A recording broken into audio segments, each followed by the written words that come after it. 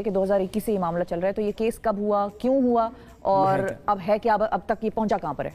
देखें, ये basically issue ये था कि मुख्तलिफ ममालिक थे, जनूबी अफ्रीका, डेनमार्क, इंग्लैंड और जापान और दीगर ममालिक में उर्दू में और उन मुल्कों की ज़बानों में ये तर्जमा करके भेजा जा रहा था कुरान पाक का। अच्छा, ये तर्जमा जो था ये गलत था।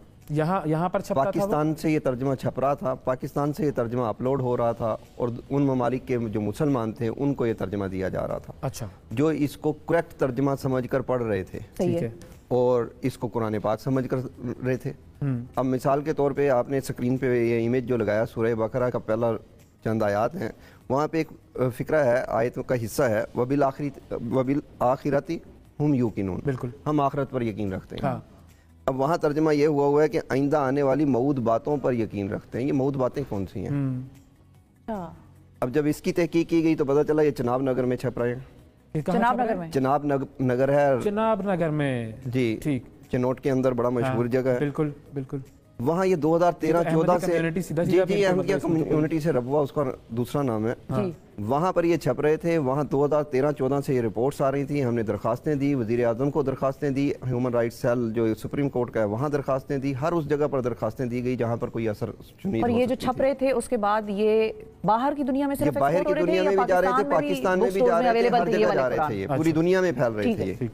और इनकी जो तबाद थी वो बकिया तबाद से ज़्यादा स्पीड से थी।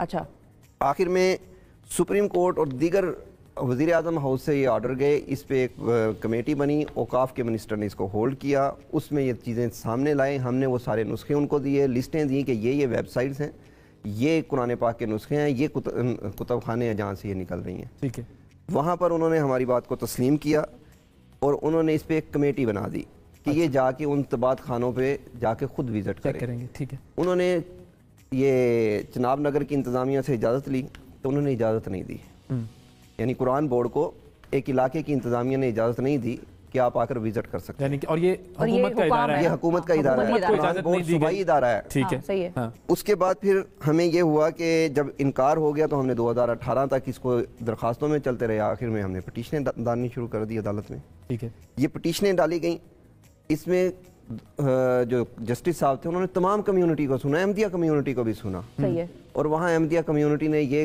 क्लेम कर दिया कि ये बेसिकली हमारे प्रिंटिंग प्रेस ही नहीं है।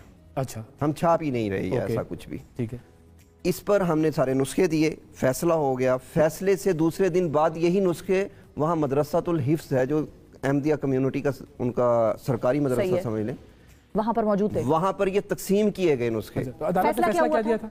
अदालत ने तो फैसला दिया ये जहाँ जहाँ है खत्म कर दें इनको, मतलब रोकें, प्रिंटिंग को रोकें, नुस्खों को रोकें, वेबसाइटों को रोकें। ठीक है, चलें अगर कोई ये नहीं मान रहा कि ये इससे मेरा ताल्लुक है, लेकिन रोकें तो सही। ठीक है, सही। जब ये मामलात हुए तो वहाँ पे नुस्खे तकसीम हुए, हमने फिर वहाँ की इंतजामिया को बताया गया कि ये नुस्खे कल तकसीम होंगे यहाँ पे। इंतजामिया ने कहा कि जी ये नहीं होंगे, लेकिन उसके बावजूद ये नुस्खे तकसीम हुए। हमने दरखास्तें दी कि जी अब FIR काटें, अब तो जुर्म हो गया। उसके बावजूद कोई FIR दर्ज नहीं होती। अच्छा, फिर एक JIT बनती है। अच्छा, उस JIT में DPO चिनोट साहब उसको हेड करते हैं और हर इदारे का जो मेंबर है उसका हिस्सा पार्ट होता है। उसके बावजूद वो रिपोर्ट ये आती है कि हम झूठे हैं, वो सच्चे हैं। आप लोग दरखास्त गुजार, हम दरखास्त गुजार झूठे। रिपोर्ट किसने दी? ये JIT की रिपोर्ट। लेकिन कायनात का एक सिलसिला अलग से चल रहा है। अगले रोज FIA एक आदमी को गिरफ्तार कर लेती है उसी कम्युनिटी के इसी एलिगेशन में। ओके, उसका जब मोबाइल से फ्रांसिक होती है FIA की, अब FIA मेरा इदारा नहीं है, हुकूमत का। FIA की जब फ्रांसिक हुई तो पूरी लिस्ट निकल आई कि कौन कौन छाप रहा है, कहाँ कहाँ छप रहा है, इसको तैयार कौन कर रहा है, इसकी कास्ट कौन पे कर रहा है, ये जा कहाँ पे रहे हैं, किन किन वेबसाइटों से ये अपलोड हो रहे हैं। अच्छा, अब हम फिर FIR उसमें आ गए दरखास्त में। अब जैसे ये इन्वेस्टिगेशन कंप्लीट होने लगी तो मैं ओपनली एक नाम लेता हूँ, शाहिद जावेद DIG साहब थे उस टाइम पे, उन्होंने अपना असर रसूख करवा के इस इन्वेस्टिगेशन को सप्रेस कर दिया, रुकवा दिया। अच्छा, फिर उसके बाद ये लेकर जाते रहे हम, और हमें वहाँ चिनोट से भी शिकायतें आई कि यहाँ पे टीमें चल रही हैं कि वो कहते हैं पुराना तर्जुमा दे दें, पुराना कुरान पाक दे दें, नया ले लें। अच्छा, लोगों के घरों में जाके फ्री वो दे रहे थे। जब जाके चेक किया तो वो फ्री ये वाला था, गलत तर्जमे वाला, गलत आयात वाला।